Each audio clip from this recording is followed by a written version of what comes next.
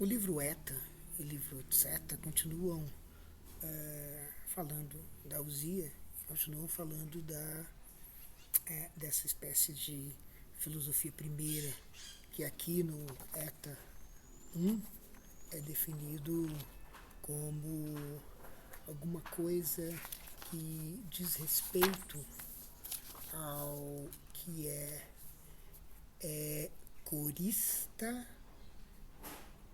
e akineta, ou seja, separado e imóvel. Ou seja, a física ela não é primeira nesse sentido, porque ela é alguma coisa que parte das essências, como se as essências já estivessem estabelecidas. Mas aquilo que estabelece as essências e permite o conhecimento, essa espécie de conhecimento fundador, ou gesto fundador, ou movimento fundador, não está na física, mas está depois da física. Não está na física, mas está, de alguma maneira, num fundamento da física. Um fundamento que trata justamente do estabelecimento dessas essências antes delas serem estarem estabelecidas. Então esse gesto instaurador é desse gesto instaurador que essa Sofia Protê vai tratar. E portanto ela vai tratar de coisas que são separadas e imóveis, né? Então, portanto, é essa Lucia Protê que vai tratar precisamente da separabilidade e da imobilidade. Ou seja, não é alguma coisa do tipo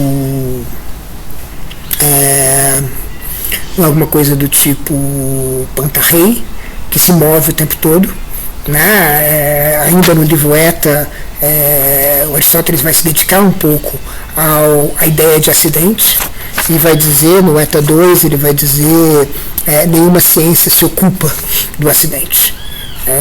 Ele vai dizer que o acidente parece com o não ser, porque o acidente, a gente não pode dizer da geração de um acidente, e muito menos da corrupção de um acidente, porque ele se corrompe da onde? É apenas em relação à substância que a gente pode pensar em acidente. Né? Isso eu acho que é uma coisa bastante importante que eu explorei em alguns lugares. No meu livro de 2016, Being Up for Grabs, eu reverto essa prioridade da substância e digo que, como a gente vai ver daqui a pouco, a substância não é aquilo que é primeiro em relação ao ser, mas é o acidente que é o primeiro em relação ao ser. Então é o acidental que precede a substância. Esse tipo de prioridade que me interessava. Mas em certo sentido, há um sentido em que esse movimento da prioridade digamos, do contingente, do acidental, ele é um movimento aristotélico, no sentido de que ele trata da prioridade. É como se eu estivesse dizendo em certo sentido que o acidental é substancial. Mas, por enquanto, o que importa é que o acidental, ele é justamente aquilo do qual a gente não pode ter um conhecimento. Né? Então, a substância, ela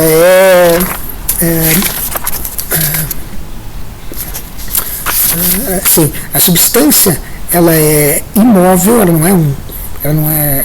ou seja, essa Sofia Protê, ela não fala de um essencial que é móvel, ela fala de um essencial que é imóvel e também que é separado uns dos outros.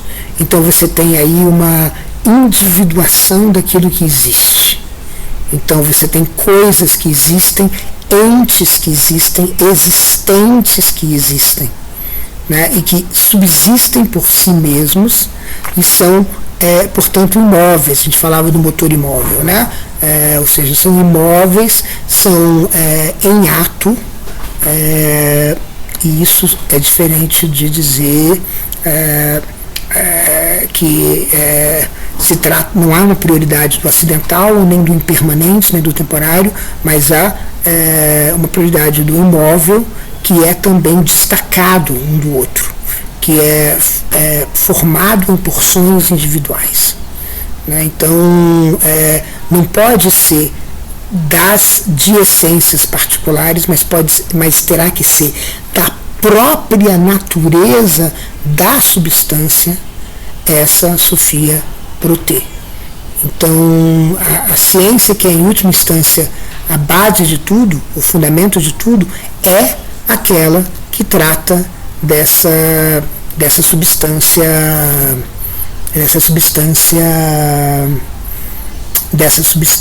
que tem suas características próprias.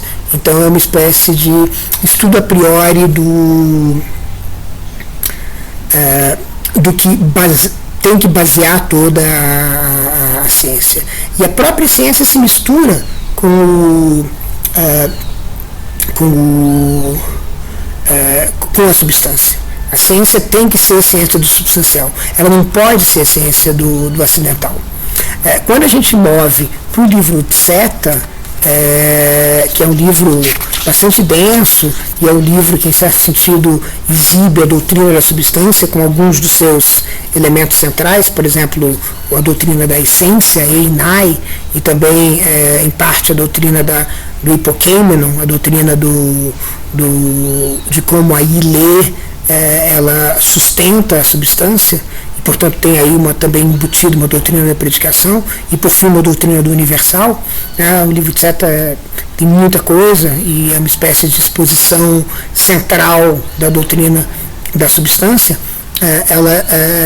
E o livro Tzeta não vai dar para a gente falar de tudo, mas eu vou tentar concentrar justamente os elementos centrais para a gente entender a usia. Quando a gente chega logo no início do livro Tzeta, aparece a ideia que eu estava mencionando há pouco, a ideia dessa espécie de centralidade, né, da substância. Então, logo no início, Tzeta 1, ele vai dizer, então, existem várias, o ser se diz de várias maneiras, mas existe uma maneira que é primeira, central, crucial, fundacional, apenas no sentido de que não é que as outras coisas se fundam nela, mas ela é fundacional no sentido de que todas têm que se referir a ela. E essa coisa que é primeira em relação aos outros modos de ser é a substância. E aí ele vai dizer, o que significa essa primazia? Essa primazia, ela tem três aspectos. O aspecto da noção, o aspecto do conhecimento e a noção do tempo. E aí a noção do conhecimento e o elemento do tempo. Então, nocionalmente, primeiro significa o quê? Significa que, se você entender acidente, se você quiser entender acidente, você vai entender acidente em relação à substância. O que é acidental simplesmente em relação ao que é substancial. Então você vai dizer assim, uma folha ela é substancialmente algumas coisas. Agora, que ela tenha essa estria em particular, mais manchada que essa outra, isso é acidental. Ou seja, ela não precisa, para ser o que ela é, substancialmente, ela não precisa dessa característica, dessa dimensão, desse atributo. Esse é um atributo acidental. Então, nocionalmente, você tem a prioridade da substância. Então, em relação ao acidente, em relação à qualidade, as qualidades, os atributos, as quantidades, todas essas coisas, elas só podem ser consideradas em relação à substância. Você não vai procurar nem mesmo a matéria de alguma coisa, a não ser que você encontre a matéria nas substâncias das coisas. A gente estava falando da cora platônica, e a cora platônica ela é absolutamente indeterminada, indefinida, indelimitada, precisamente porque ela prescinde de substancialidade, prescinde de substâncias. Não há substâncias, portanto não há determinalidade. Então todas as outras categorias, termo do Aristóteles, de ser, são categorias que nocionalmente se referem à substância. pelo conhecimento, porque você não vai conhecer nada se não conhecer primeiro a substância. E é por isso que a Sofia Ploté é o conhecimento da substância. Da substância enquanto substância, não da substância, das características de alguma substância, mas o que faz a substancialidade de uma substância. E por fim, pelo tempo. Primeiro a substância, digamos, cronologicamente, primeiro a substância e depois outras coisas. Acidente, qualidade, quantidade, todas essas coisas, relações, tudo isso elas dependem de uma substância. É por isso que a gente diz muitas vezes não existe relação sem relata. Por quê? O relato o que é? A substância que suporta, que está subjacente a uma relação. Tem que ter alguma coisa que faz uma relação entre uma coisa e outra. Ou seja, a relação é entre coisas. A relação não é entre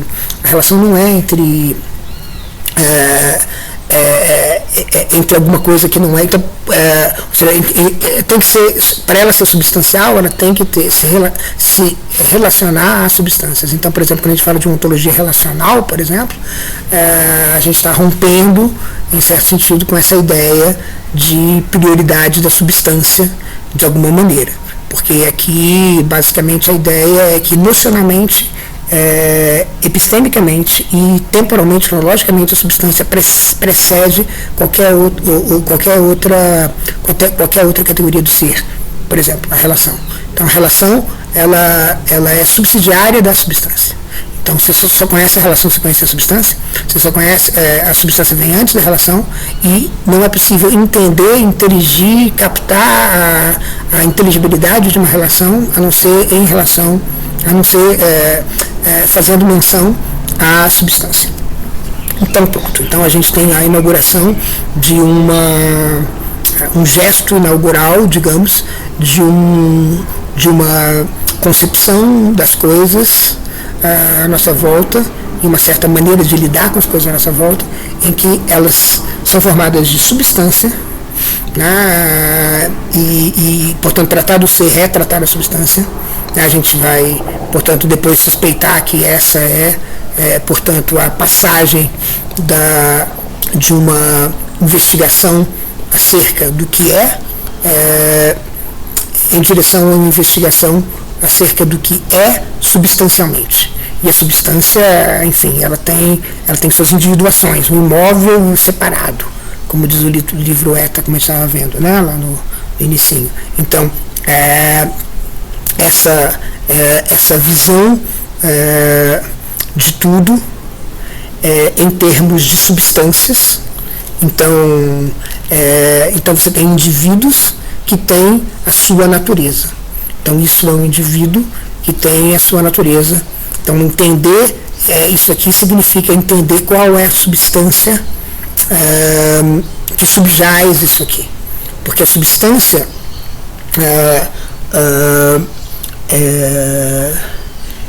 o Aristóteles vai dizer lá no Zeta 3, a substância ela é a base para todas as predicações. Então tem que ter uma substância para que esses atributos sejam atributos, enfim, particulares que fazem isso aqui.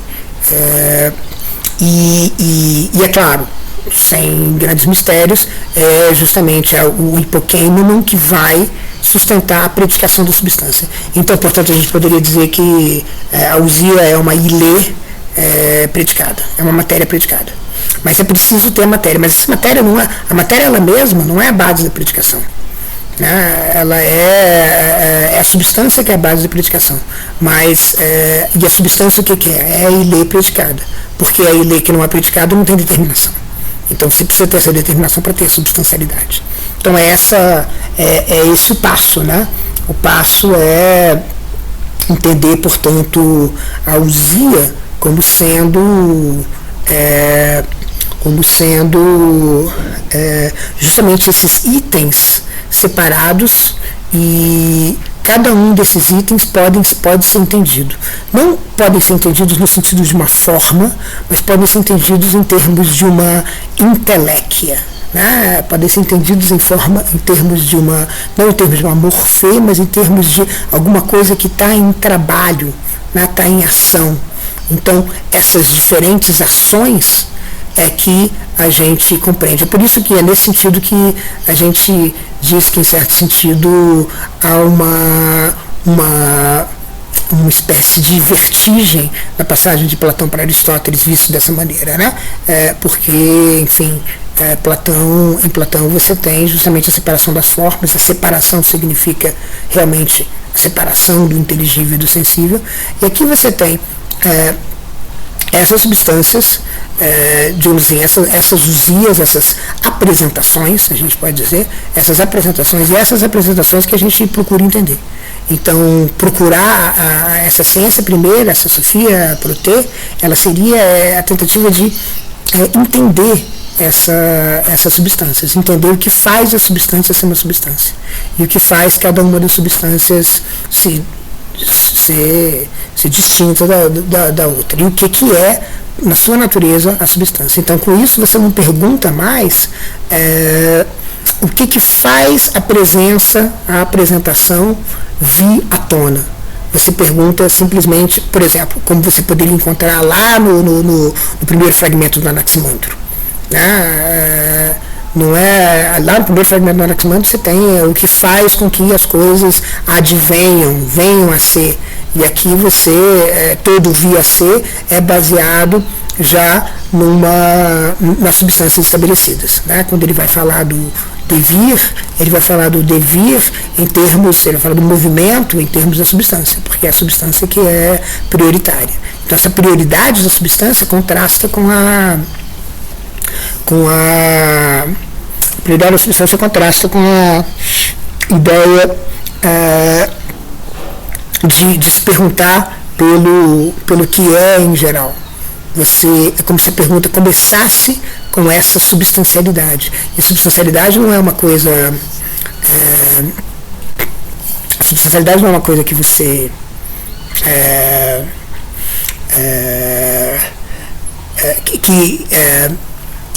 Que está em movimento.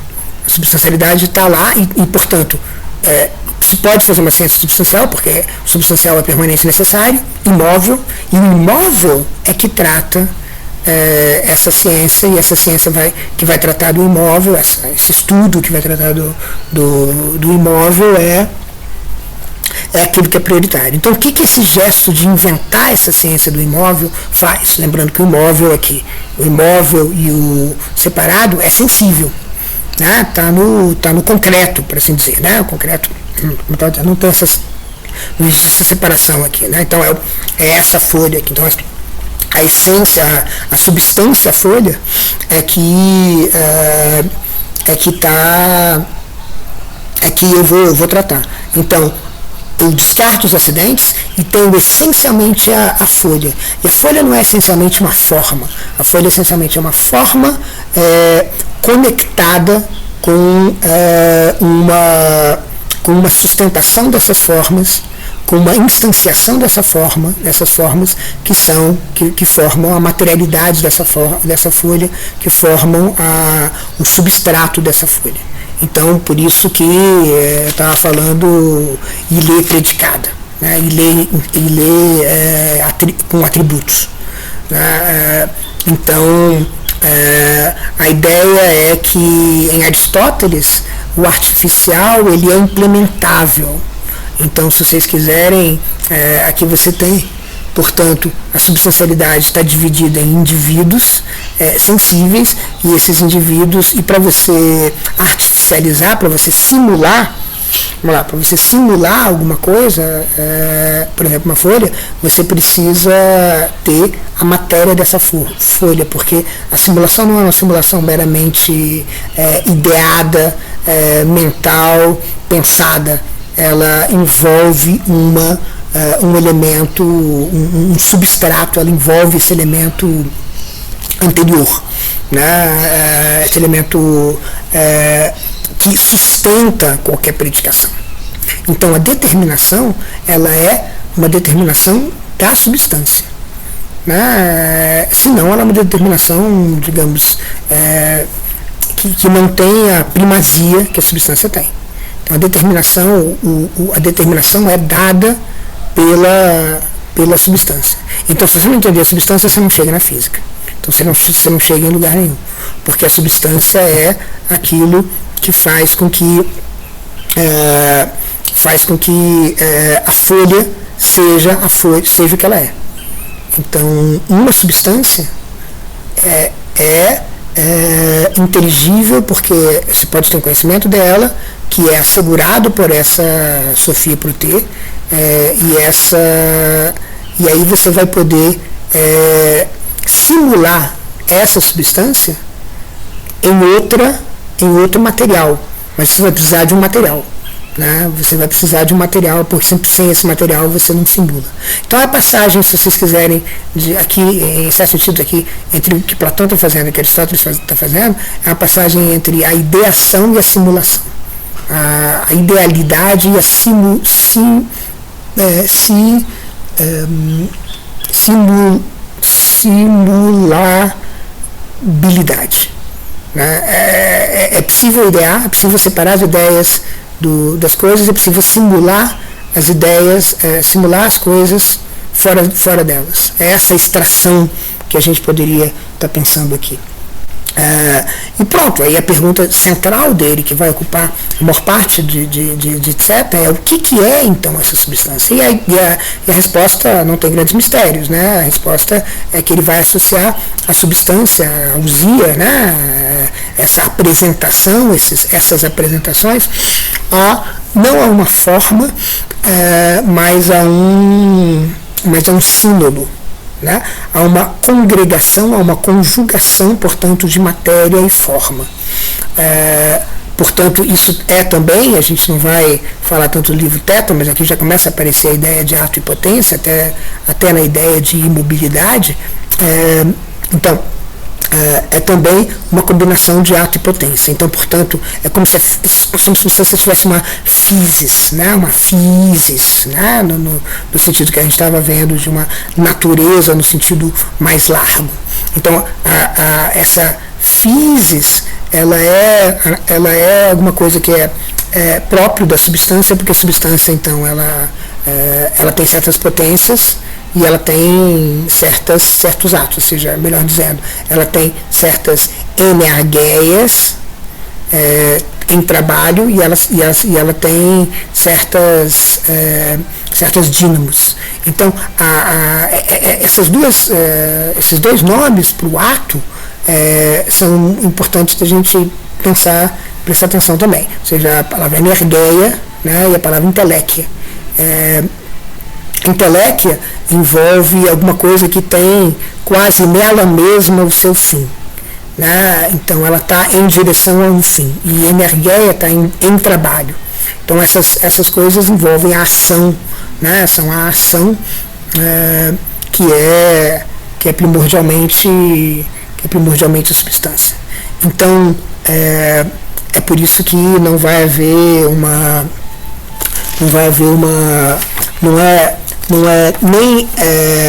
é universal, como ele vai dizer lá pela seta 13, universal não pode ser uma substância, né? Porque universal não é próprio de alguma coisa. Então, por exemplo, universal seria, por exemplo, verde. Por exemplo, o verde ou o vermelho. O verde ou o vermelho não seriam, por exemplo, a gente poderia falar de universais concretos. Né? E de fato, parece que essa ideia já estava pairando no ar, porque ela parece como uma sugestão do Parmênides ao jovem Sócrates no diálogo Parmênides. Vocês se lembram? Então, aquela sugestão, só se for uma espécie de manto que cobre as coisas, mas se ele cobrir, não quer dizer que o manto vai estar todo em cima, o manto verde vai estar todo em cima desse verde, mas vai estar em parte em cima desse verde e em parte em cima desse verde, né, dessa coisa verde. Então, ele fala assim, o universal, Aristóteles falando, né? Então, o universal verde não é uma substância, o universal verde não é uma substância porque ele não tem um hipoquêmenon próprio, esse é o ponto. Né? Porque a substância requer uma materialidade própria. Né? Então, a simulação que eu estava falando seria, por exemplo, você fazer um outro vinho a partir do vinho existente, mas você vai ter que descobrir qual é a matéria que faz o vinho ser vinho. Né? O estudo da substância é o estudo do símbolo, e como é que essas duas coisas se conectam. Né? Então, o estudo do símbolo vai me permitir dizer como é que a matéria está conectada na forma. No caso do vinho aqui, é por isso que eu vou poder simular o vinho, portanto extrair o vinho dos lugares onde eu vejo o vinho, ou mesmo com a uva, ou mesmo com as folhas, ou mesmo com todas as substâncias que eu encontrar. Então, o símbolo é que então o universal não é uma substância, porque o universal carece de um hipokeimenon próprio, de uma materialidade, portanto, própria. Analogamente, a essência também não é uma ousia, né? Porque a essência ela é uma definição da ousia, e essa definição ela está conectada na ousia, mas através da essência a gente pode entender a ousia, mas a ousia não é só uma essência, ela precisa de um substrato, digamos, que essas coisas que a essência possa se instanciar. Então essa é uma ideia muito importante, né? Aqui, a substância aristotélica é uma substância que requer uma materialidade, requer um pé no sensível, está fincada no sensível, e requer também, portanto, um hipokeimenon, não? Requer um substrato. Então, analogamente, não é um gênero. Por exemplo, lá no Tzeta 14, ele vai falar, por exemplo, da possibilidade de, vai diretamente confrontar com Platão e dizer assim, ideias platônicas não são ousia. Ele vai dizer, ideias platônicas não são ousia, para ele vai significar dizer que, por exemplo, um animal, né, o animal em geral não é ousia. É um animal particular, o cachorro, o gato, a foca, que é a ousia. Então, o cachorro, o gato, sim, são ousia, você vai entender a ideia de animal a partir disso. Né? Então, por exemplo, se você tivesse que animal é uma ousia, o animal enquanto ousia teria que ser, ele diz bípede ou polípede, só um exemplo rápido, né, que ele dá. Então, bípede e polípede são contraditórios, e como a gente viu, ele elimina a contradição lá no livro Beta, né, não tem a possibilidade da contradição. Então, dois predicados não podem, dois predicados incompatíveis, né, contraditórios, né, eles não podem ser atribuídos à mesma coisa, né, então essa substância animal seria uma substância impossível para uma substância contraditória. Então, portanto, não pode haver esse tipo de coisa. Né? Isso se conecta ao que aparece no Tzeta 6, que a gente já falou lá no tempo que a gente está discutindo o Parmênides de Platão, que é a discussão do terceiro homem. Né? Uma discussão que o Aristóteles retoma em vários lugares, mas aqui um lugar clássico em que ele aparece é o Tzeta 6. O argumento do terceiro homem é aquele que Parmênides, no diálogo, ensaia. Então você vai ter que ter alguma coisa, como tem alguma coisa em comum entre essa folha e essa folha, então você vai falar da folha, né, da ideia de folha. Mas beleza. Mas então, existe também alguma coisa em comum entre essa folha e a ideia de folha. Então você vai precisar de uma terceira ideia de folha. E depois assim sucessivamente. E isso gera um certo mal-estar. Né? Platão poderia ter mordido a bala, mas ele nunca mordeu a bala. Ele nunca aceitou isso e como ele não aceita ali naquele diálogo, então ele tem que dar tratos à bola para responder a isso. Isso é uma tarefa platônica, né? E o Aristóteles aqui insiste nisso. Isso tem a ver com essa ideia de que as ideias acabam sendo tendo várias características que a gente não quer de uma substancialidade, em particular que elas sejam, a gente não quer que a substancialidade seja inconsistente, a gente não quer que a substancialidade seja infinita. Né? Então, substâncias têm que ser finitas para a gente poder conhecer, para o conhecimento ser possível. Ou seja, para essa Sofia Proté ser, em princípio, completável. Né? E para que a ciência seja uma empreitada possível. Então, justamente o infinitismo aqui é colocado de lado. É claro que o Aristóteles aqui vai receber vários outros tratamentos, ou seja, o infinito vai reaparecer de várias maneiras na história da metafísica subsequente. Em particular, o infinito vai adquirir várias formas a partir de Descartes, que vai apelar para o infinito diretamente. Leibniz vai apelar, vai tratar do infinitesimal, do infinitamente pequeno. Isso vai ser crucial para entender as pequenas diferenciações, para entender, portanto, um mundo que vai poder ter infinitas substâncias, e que vai ser um mundo entre infinitos mundos. Então o infinitesimal ele é central para pensar justamente essa outra substancialidade que admite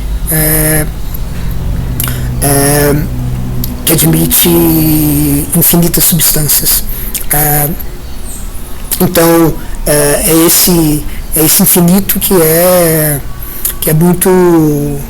muito importante exorcizar aqui para Aristóteles, né?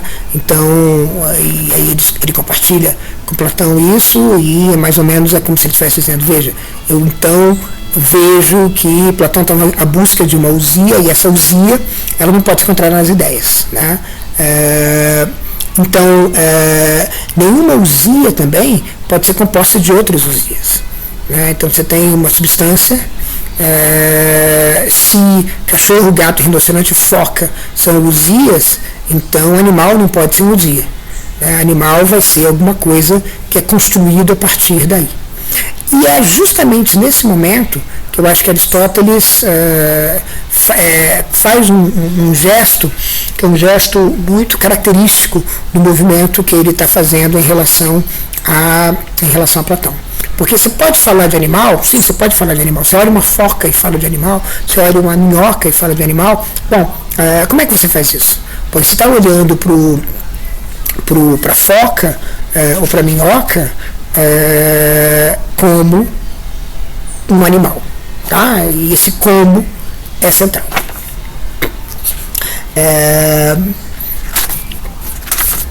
No Zeta 10, isso é bastante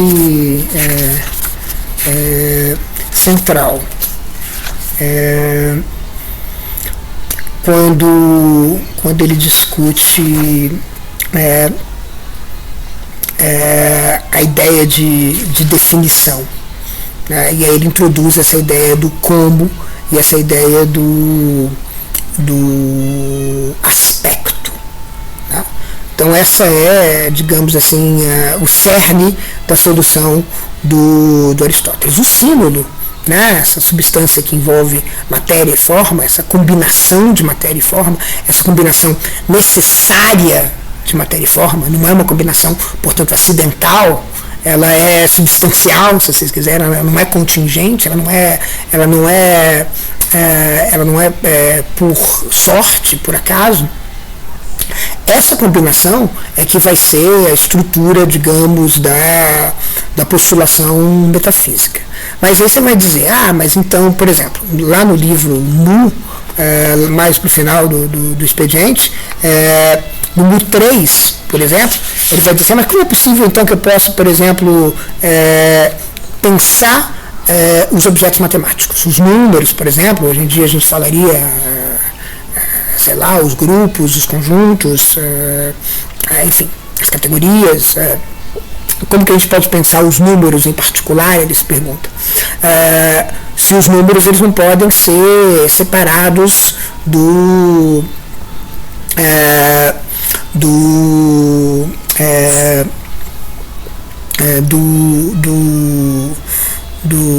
da substância. Ou seja, não existe uma forma inteligível dos números que é uma ideia independente do independente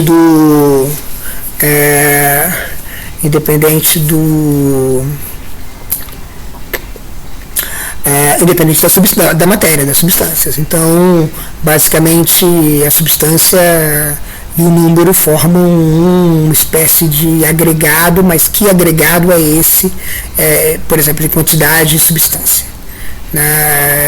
Bom, a questão dos números é muito fica mais claro no número, mas o livro de Seta, ele representa assim, uma das coisas mais complicadas e misteriosas que aparece no livro de Seta, que é essa ideia de ilenoete, de matéria inteligível, que se contrasta com a matéria sensível. Então, a matéria inteligível ela seria aquilo que faz com que, por exemplo, os objetos matemáticos não sejam pura forma, porque se eles são substanciais, eles não podem ser puramente forma. Então, esse é um problema importante que ele está tentando resolver aqui com essa ideia e que vai reaparecer no livro Mu, acho que um pouco de uma forma um pouco mais clara. Mas voltando à questão do número, deixando de lado, colocando um pouco embaixo do tapete essa questão da ilenoete. Olha só,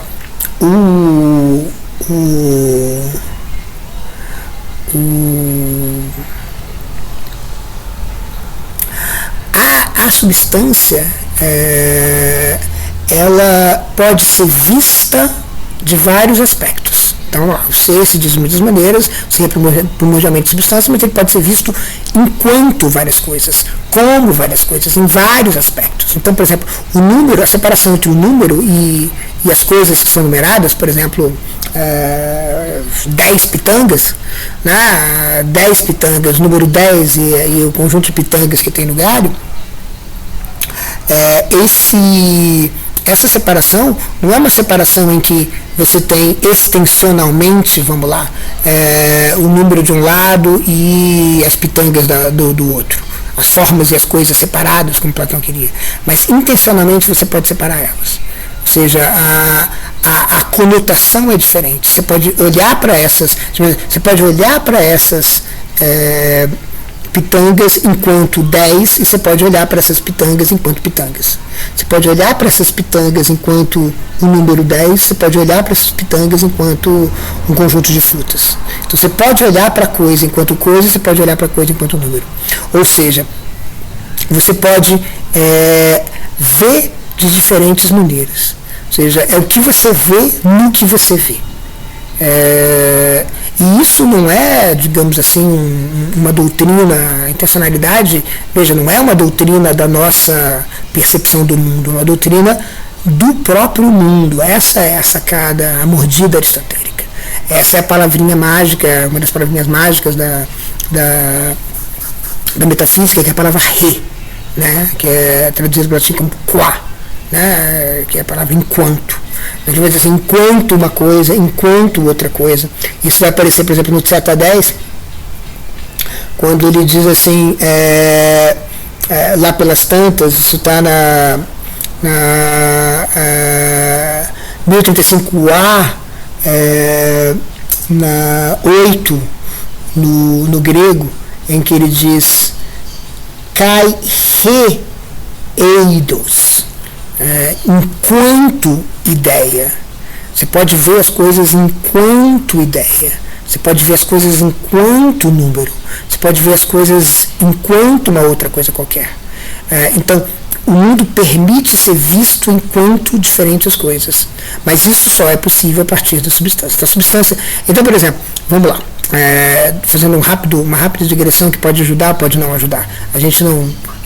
É claro que a gente não pode ler Aristóteles como se não tivesse nada posterior a ele, etc. Todas essas coisas, ou seja, é preciso sempre ter em mente que a história marca a maneira como a gente vai ver as coisas, a história da metafísica europeia vai marcar como é que a gente vê Aristóteles. Ou seja, a gente vê o que ele inaugurou a partir do que ele, do resultado do que ele inaugurou. Rápido preâmbulo para uma digressão que eu espero que seja rápido também. Então, por exemplo, quando a gente fala, pensando em Leibniz, a gente fala a turma chama de lei de Leibniz. A lei de Leibniz é a ida e a volta da relação entre indiscernibilidade e identidade. Então você tem o idêntico e o indiscernível. O idêntico e o indiscernível significa a identidade dos indiscerníveis e a discernibilidade dos idênticos.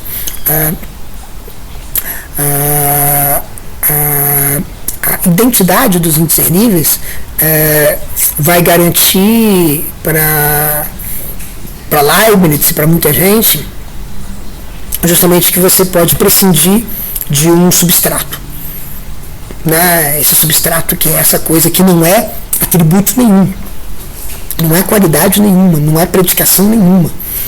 O substrato ele está para além, ou se vocês quiserem, para aquém de qualquer predicado, né? Então é como se fosse o substrato fosse uma espécie de condição de possibilidade para a predicação, né? O substrato ele é transcendental às predicações. Quando você tem a identidade dos indiscerníveis, você abre mão disso, né?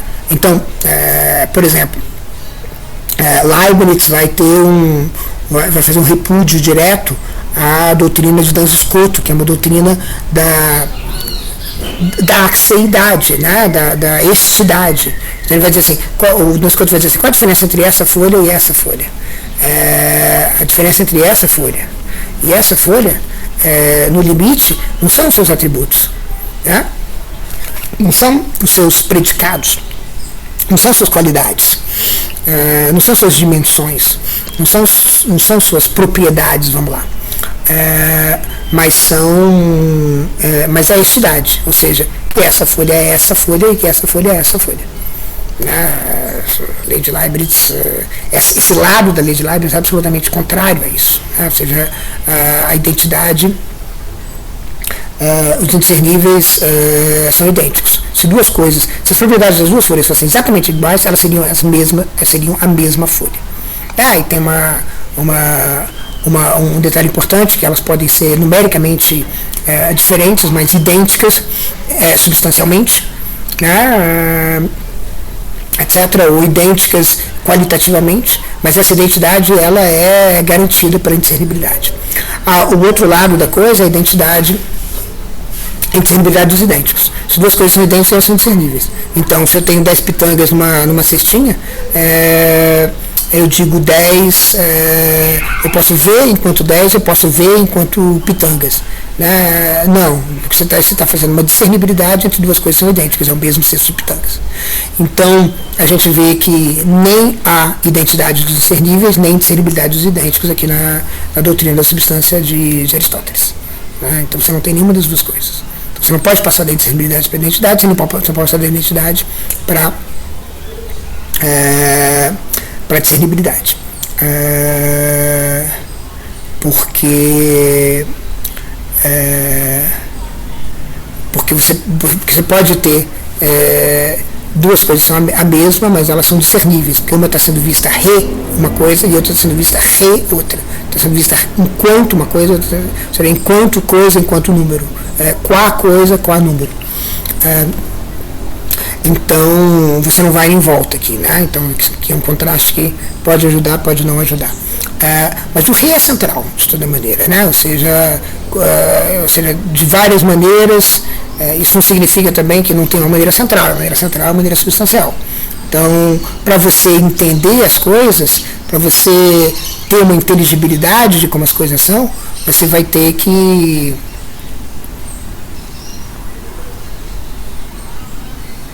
achar as substâncias.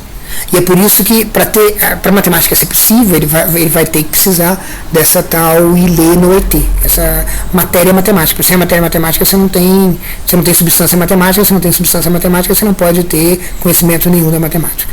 Então é justamente o Rê que vai fazer esse serviço, né? O serviço de fazer com que você se mova em direção ao modo de ver as coisas, que é o mais central, o que tem mais primazia, e o modo mais central, mais primordial, é o modo da substância, né? Então, a substância ela tem essa prioridade enquanto modo. Isso significa o quê? Significa que você pode, por exemplo, desprezar o que não é substancial. né? E você pode entender todos os outros modos de ver as coisas a partir do modo substancial de ver as coisas, do modo de ver as coisas que discrimina, separa aquilo que é distinto das demais coisas e imóvel, né? Aquilo que ocupa um lugar necessário e permanece no tempo e por isso, né, Aristóteles talvez vá rápido demais e por isso é necessário, né? Ou seja, se dá numa necessidade, ou seja, se dá em todas as possibilidades, né? Essa folha poderia ser muito diferente, mas ela é substancialmente uma folha. É essa substância que importa para ele. E aí você pode entender, por exemplo, a corrupção e a geração de alguma coisa a partir da substância que subjaz. Isso significa dizer que você tem uma fórmula para chegar na substância, para chegar em como as coisas são, né? E essa fórmula é a ousia, né? Essa apresentação, essa presença das coisas, né? Então essa presença é como se a gente dissesse assim: o ser é fundamentalmente aquilo que está se apresentando. Então aquilo que está se apresentando é aquilo que está se expondo, talvez no limite, e isso aí faz com que você tenha uma possibilidade de ter uma ousia, um estudo da ousia, que é a Sophia Protê. Então, em certo sentido, o epistemológico é central aqui. O epistemológico sempre é central na empreitada da metafísica. A questão é como é que é possível acessar, conhecer isso. A pergunta do acesso, ela não é uma pergunta, a gente às vezes pensa que é uma pergunta que é inaugurada por Kant, mas na verdade a pergunta sobre o acesso ela está por todo lado, ou seja, a questão é como você conhece, é uma dimensão de como as coisas são, vamos dizer assim, para falar rapidamente. E aqui em particular se trata de buscar alguma coisa que pode ser conhecido, e ele quer conhecer o sensível. Basicamente esse é o foco dele. O foco dele não é a substância inteligível, mas é a substância sensível. Como ele quer conhecer o sensível, ele tem que encontrar alguma coisa no sensível que possa não ser acidental, não ser provisório, não ser temporário, que possa ter alguma permanência. Para fazer isso é que ele inaugura essa Sophia Protê, que é o estudo das substâncias. E ele convida todos os outros estudos, todas as outras sofias, todas as outras ciências a estarem pensadas, formuladas, elaboradas, articuladas em termos de substâncias.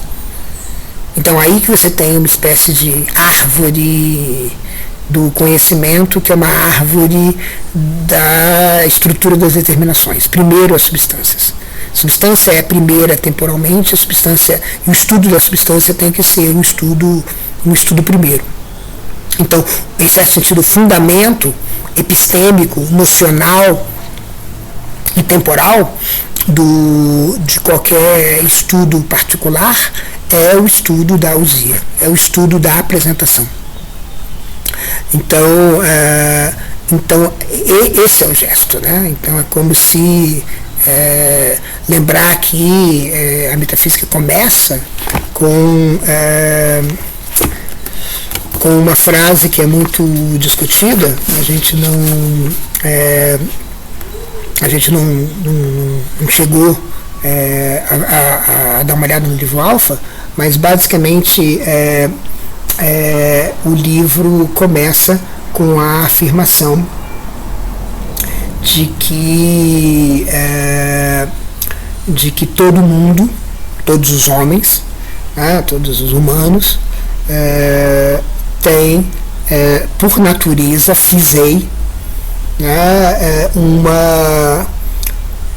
uma tendência ao conhecimento, ao saber.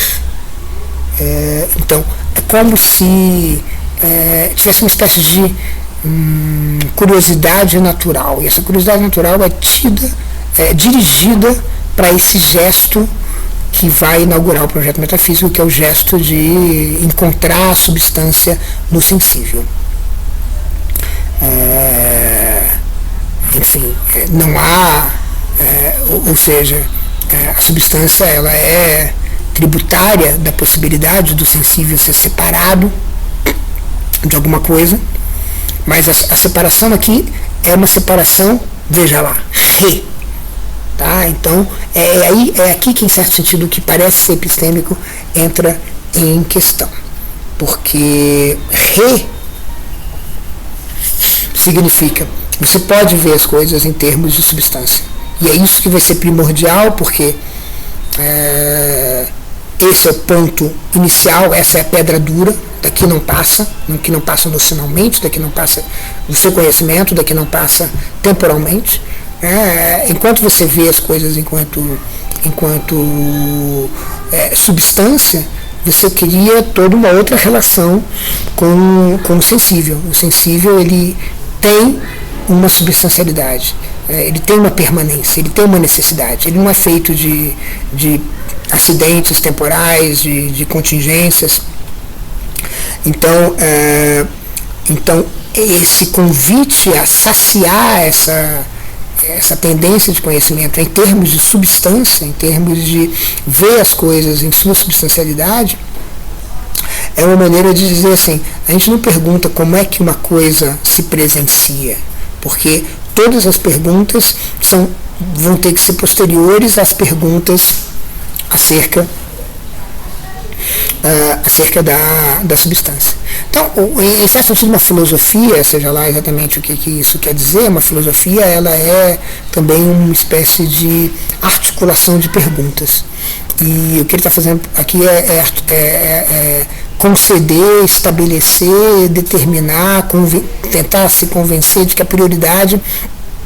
A pergunta primeira é a pergunta acerca da substância. E aí, com isso, é como se a gente estivesse sempre, digamos, procurando a essência das coisas, procurando retirar essa essência das coisas que a gente encontra, porque fundamentalmente essa tendência ao conhecimento requer que a gente entenda a substancialidade, né, o substancial, o que há de substancial nas coisas. Então, esse pressuposto da substancialidade é o que é crucial no processo. E não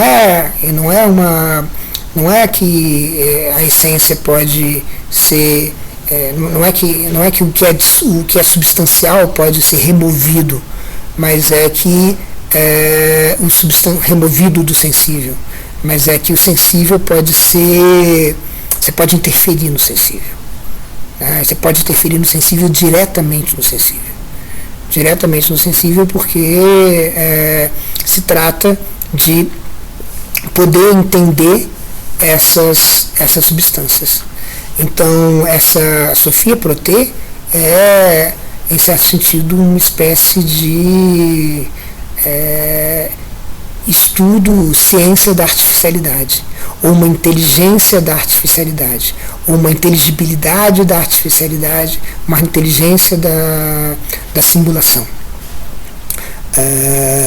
Então, é como se aquilo que fica, portanto, escondido, recôndito, atrás das apresentações, atrás da ousia, né?